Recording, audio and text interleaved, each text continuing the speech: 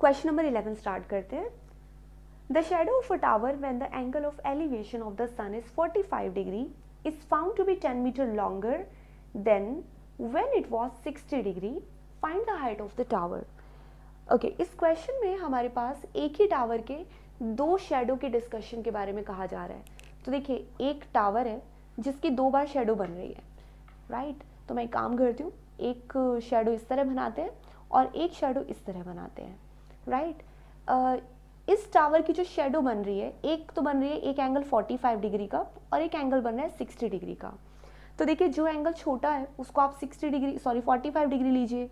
So this angle is found to be bit ये इस angle के अकॉर्डिंग अगर आप कंपेयर करेंगे थोड़ा छोटा है. So let's take it 45 degree, right. और ये जो एंगल बन रहा है ये बन रहा है 60 डिग्री, राइट. ये थोड़ा इससे बड़ा बन रहा है कंपैरेटिवली.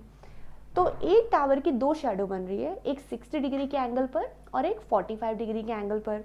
और इनका कहना है कि इसकी जो ये शेडो बन रही है ना, ये शेडो 10 मीटर लॉन्गर बन रही है जब ये एंगल 45 डिग्री का है. तो आप देख सकते हैं ना, जब एंगल 45 डिग्री का है तो शेडो इस वाली शेडो के कंपैरिजन में बड़ी है. मान लीजिए ये जो शेडो है इसको हम x मान लें, तो ये वाली जो शेडो है ये कितनी बड़ी होगी, ये होगी x+10. क्लियर.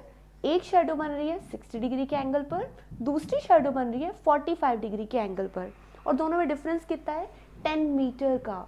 इसका मतलब अगर ये वाली शेडो आप x मीटर अज्यूम करेंगे तो दूसरी वाली ट्रायंगल के अंदर जो शेडो आएगी वो उससे 10 मीटर्स बड़ी हो जाएगी, जिसे आप कह सकते हैं x+10.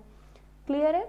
और ये क्या है, ये टावर की हाइट है, तो आप इसे t मान सकते हैं, h ले सकते हैं, परपेंडिकुलर हाइट जो भी आपको यहाँ पर अज्यूम करना है आप लीजिए. अब हमें फाइंड आउट करना है हाइट ऑफ द टावर. तो इसका मतलब दो ट्रायंगल हमारे पास हैं, दोनों में लगाइए टेंजेंट और टावर की हाइट निकाल लीजिए. यही डिस्कशन किया है हमने प्रीवियस क्वेश्चंस में भी ना. जब भी हमारे पास ऐसी राइट एंगल ट्रायंगल बन जाती है जिसमें हमें परपेंडिकुलर और बेस इन दो रेशियो के अकॉर्डिंग सॉल्व करना है तो हम टेंजेंट लगा सकते हैं.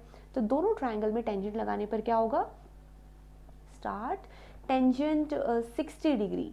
टेंजेंट 60 कितना होता है, perpendicular upon base. Perpendicular is t and base is x. As of now हम इसको t और x ले लेते हैं. ऐसे दूसरे पार्ट में भी आते हैं, यहाँ पर भी लगाते हैं टेंजेंट का 45. Clear. Tangent 45 means perpendicular upon base. Perpendicular यहाँ पर t है और बेस है x+10. दोनों को सॉल्व करते हैं. ये पार्ट ज़्यादा इजी है क्योंकि टेंजेंट 45 की वैल्यू होती है 1. तो 1 जब यहाँ पर है, यहाँ t इक्वल्स x+10 है, तो हम इसे क्या लिख सकते हैं, हम क्रॉस मल्टीप्लाई करके कह सकते हैं कि x+10 की वैल्यू आ गई t, राइट. यहाँ से हम बेस की वैल्यू फाइंड आउट कर लेते हैं और इस 10 को यहाँ भेज देते हैं और इक्वेशन नंबर 1. ठीक है. अब आते हैं दूसरे वाले पार्ट पर. दूसरे वाले पार्ट में टेंजेंट 60 की वैल्यू पुट करते हैं. टेंजेंट 60 यानी कि √3 इक्वल्स t अपॉन x. तो अगर मुझे x की वैल्यू फाइंड आउट करनी है तो हम कह सकते हैं x equal t upon √3 and we have equation number 2. दोनों इक्वेशन को कंपेयर करेंगे, दोनों में x की दो अलग अलग वैल्यूज़ है. इसका मतलब अगर लेफ्ट हैंड साइड इक्वल है दो इक्वेशंस में तो इनकी राइट हैंड साइड भी इक्वल होंगी. इसका मतलब इनको कंपेयर अगर आप करें तो t√3 इक्वल आ जाएगा t-10 के, है ना. यहाँ लिखना पड़ेगा हमें बाय कंपेयरिंग इक्वेशन 1 एंड 2. दो इक्वेशन कंपेयर करने पर हमने फाइंड आउट किया कि ये दो पार्ट्स तो इक्वल है. t की वैल्यू निकालनी है तो हमें t वाली वैल्यूज़ एक साथ करनी होगी. अब बच्चे यहाँ तक सॉल्व करने के बाद ना बस इसी में कंफ्यूज होते हैं कि वैल्यू कैसे निकलेगी. तो इसी चीज़ को हमें कैलकुलेट बार बार करके प्रैक्टिस करनी होगी. t को यहाँ लाते हैं तो क्या हो जाएगा, t डिवाइडेड बाय √3. ये t इस तरफ आया, -t इक्वल -10. ठीक है. अब अंडर रूट लेके सॉल्व करें तो √3 यहाँ मल्टीप्लाई होगा तो हो जाएगा t माइनस √3t. और यहाँ पर √3 जो है मैं एज इट इज़ रख रही हूँ. ठीक है. और यहाँ पर है हमारे पास -10. क्या किया मैंने, √3 को यहाँ मल्टीप्लाई कर दिया ताकि ये डेनोमिनेटर में आ जाए. बस इस पार्ट को सॉल्व करना है. Give me just 2 seconds. √3 को यहाँ मल्टीप्लाई करते हैं तो यहाँ हो गया t माइनस √3t इक्वल √3 इसके साथ मल्टीप्लाई होने पर -10 √3, चाहे आप ब्रैकेट में लिखिए या कैसे भी। अब मुझे t की वैल्यू चाहिए तो मुझे t कॉमन लेना होगा। t कॉमन लेने से एक काम करते हैं, -t कॉमन लेते हैं सो दैट ये जो वैल्यूज़ है ना ये सीधी हो जाए। √3 पॉजिटिव हो जाएगा और 1 माइनस का हो जाएगा, सॉरी माइनस का। √3 - 1 इक्वल, यहाँ क्या बचा, माइनस का 10√3।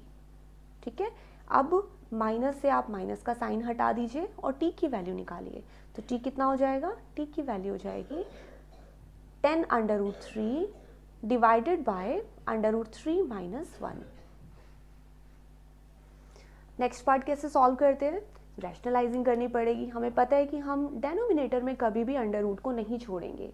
t की वैल्यू आ चुकी है, स्टिल हमें थोड़ा इसे सॉल्व करना ही पड़ेगा। तो क्या करें, 10 √3, अब ये जो नीचे √3 - 1 है इसी को हम न्यूमरेटर और डेनोमिनेटर में कुछ इस तरह से मल्टीप्लाई एंड डिवाइड करते हैं, है ना। तो ये माइनस का साइन प्लस के साइन में कन्वर्ट हो जाता है, इसे हम कहते हैं रैशनलाइजिंग। अब न्यूमरेटर के अंदर 10 √3 + 1 तो मल्टीप्लाई हो जाता है, तो यहाँ हो जाएगा 10 √3 to be multiplied by √3 + 1। However in the denominator a - b और a + b की आइडेंटिटी लगाने से हो जाएगा √3 का स्क्वायर -1 का स्क्वायर। और ये रैशनलाइज हो चुका है क्योंकि नीचे से अब अंडर रूट खत्म हो गया। यहाँ बचा √3 + 1 और नीचे कितना बचा, √3 का स्क्वायर 3 और -1 का स्क्वायर 1, तो 3 - 1 बिकम्स 2। ये 2 अब आप 10 से डिवाइड भी कर सकते हैं, तो डिवाइड होने के बाद फाइनल आंसर हमारे पास बचा 5 √3 + 1 metre. So this is the height of the tower.